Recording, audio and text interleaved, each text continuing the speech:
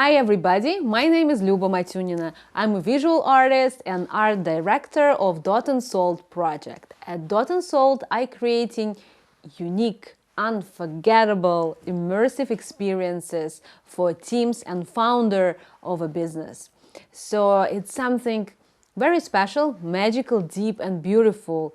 So it helps to transform, have emotional release and burnout prevention.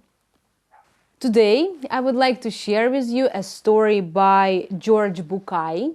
Maybe you heard about him. I wouldn't show you any book because actually this book I have as electronic book. So it's on my phone or a reader. So Jorge Bucay, he had a collection of different stories which he collect over the years and rewrite them. So today I would like to talk about the one which called Seeker. What is the story about? Basically, the story is about the man who I would like to define as a seeker. A seeker is a person who searches, but not necessarily one who finds what is being sought. It's the beginning. So one day the seeker felt he should go to the city of Kamir. And then as the story goes on that he walks and walks several days through different other cities, and the moment when he arrives to Kamir, almost there, he saw on his right beautiful garden. There is a wonderful green grass, a lot of trees with birds, charming flowers, and it's just fantastic. And the seeker decides to go in and check it out, go and wonder what is there, what is in this beautiful garden. So seeker crossed the threshold and began walk slowly among the white stones that were distributed at a random between trees and grass and flowers. He allowed his eyes, which were the eyes of a seeker, to look around. That is perhaps the reason he discovered that inscription on one of the stones. Abedul Tareh lived 8 years, 6 months, 2 weeks and 3 days. At that moment, the seeker realized that all the stones is not just a simple rock, it's a tombstone. He felt sad to think that such a young child was buried in this place.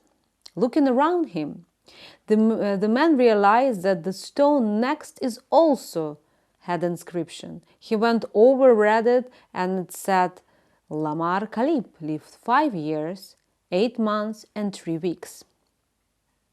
The seeker felt terribly moved.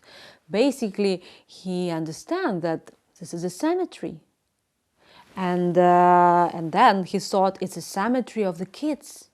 It's a cemetery where the young children is buried. He felt really touched, moved, he felt really sad, and at one point he sit down and start crying. The caretaker of a cemetery was passing by and came over. He watched seeker crying for a while and then asked him, he is crying over the family member? No family member, said the seeker. But what is happening in this village? What terrible things exist in this town? Why there are so many children buried at this place? The old man, cemetery taker, smiled and said, and this is, pay your attention. You can calm down, there is no curse. What happens is that we have an old custom here. I shall tell you. When a young man reached his 15th birthday, his parents gave him a small book as a present, like the one I have here hanging over my neck. It's our tradition that from the moment onwards, whenever we enjoy something intensively, we open the book and write down on the left side what we have enjoyed and on the right side how long. Did he meet his girlfriend and fall in love with her? How long did that great passion last? a week, 2, 3 weeks, or a year. And later, the emotion of first kiss, birth of the first son, wedding, friends' birthdays, and etc., etc., etc. How long did you enjoy the pleasure from the situations? Is it hours, days?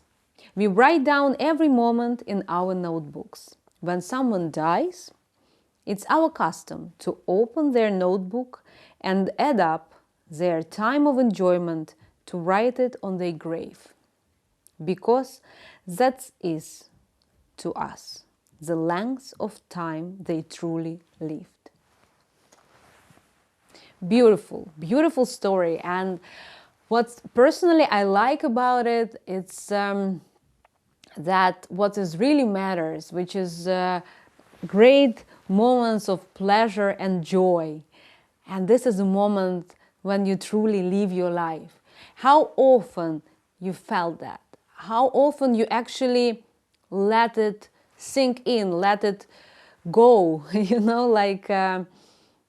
how often you truly, in the moment of joy, how often you really present and go with it for 100%.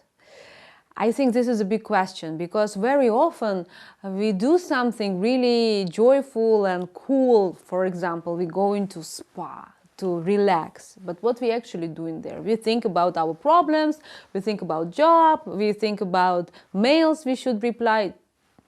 Do we really present the moment? Do we really enjoy it? No, it's not counted, Or you receive amazing news. You are happy about it. For how long? 5 seconds? 1 minute? What the next thought? If it's a worry thought, if it's something like, okay, I need to make it work and start to build plans.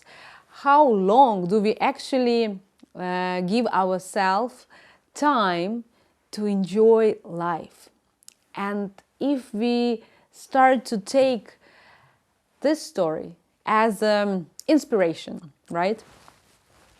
As something we can use as a tool in our lives.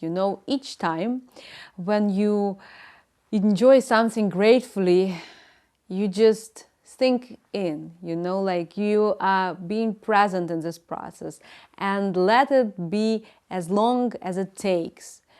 And afterwards, when you look back, you can think, okay, I was actually enjoying that for the whole day, 24 hours or 12 hours. I was really in this elevated mindset, elevated mood. I was really,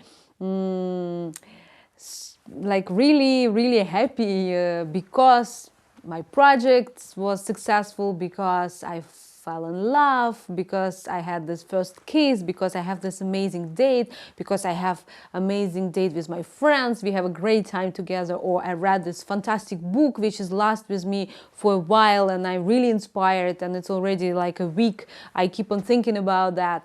So it can be amazing practice, to notice these small moments, and add them up together at the true moments of our lives, and what I would wish to all of us is that we have it more than 8, 10, 11, that would be 20, 30, 50 years, which was conscious joy of being alive. So that was it for today, and let's see what will be our next Friday talk about. But for now, please enjoy your life, make a notes, make an action, and be in the moment, and have a wonderful, wonderful day.